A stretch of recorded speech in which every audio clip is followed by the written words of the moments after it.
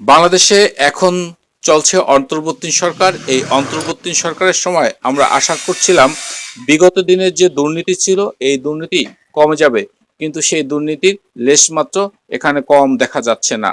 বিশেষ করে বিগত সময়ে 11 হওয়ার পরে ফখরুদ্দিন মঈনুদ্দিনের সরকারের সময় বাংলাদেশের যে সমস্ত রাস্তা নির্মাণ হয়েছিল সেই রাস্তা ছিল অনেক টেকসই।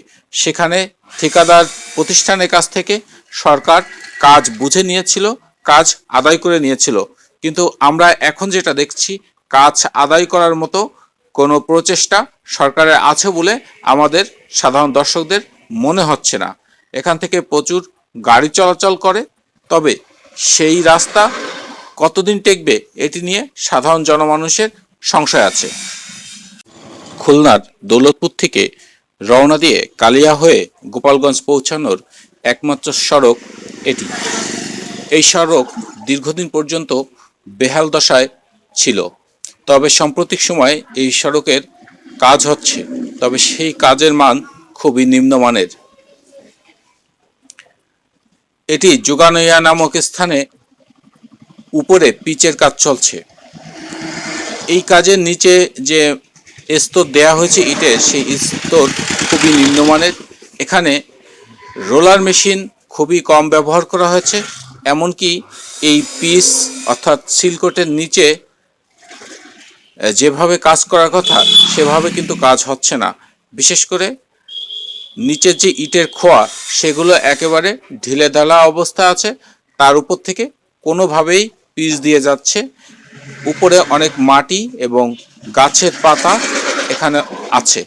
এই পাতা বা মাটি এগুলো না সরিয়েই তার উপর থেকে পিচ দিয়ে যাচ্ছেন ঠিকাদারি প্রতিষ্ঠানটা। এ অবস্থায় দেখার কেউ নাই, কোনো ইঞ্জিনিয়ারের দেখা পেলাম না এখানে। এছাড়া যারা শ্রমিকরা কাজ করছেন তারা তাদের ইচ্ছামতো কাজ করে যাচ্ছেন।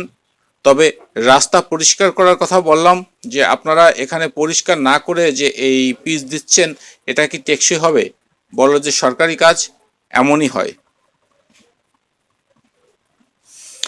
বাংলাদেশে এখন চলছে অন্তর্বর্তী সরকার। এই অন্তর্বর্তী সরকারের সময় আমরা আশা করছিলাম বিগত দিনের যে দুর্নীতি ছিল এই দুর্নীতি কমে যাবে, কিন্তু সেই দুর্নীতির লেশমাত্র এখানে কম দেখা যাচ্ছে না।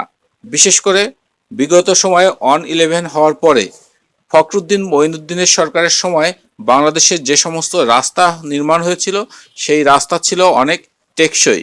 সেখানে ঠিকাদার প্রতিষ্ঠানের কাছ থেকে সরকার কাজ বুঝে নিয়েছিল, কাজ আদায় করে নিয়েছিল।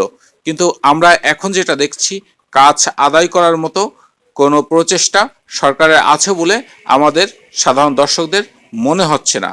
এখান থেকে প্রচুর গাড়ি চলাচল করে, তবে সেই রাস্তা কতদিন টেকবে এটি নিয়ে সাধারণ জনমানুষের সংশয় আছে।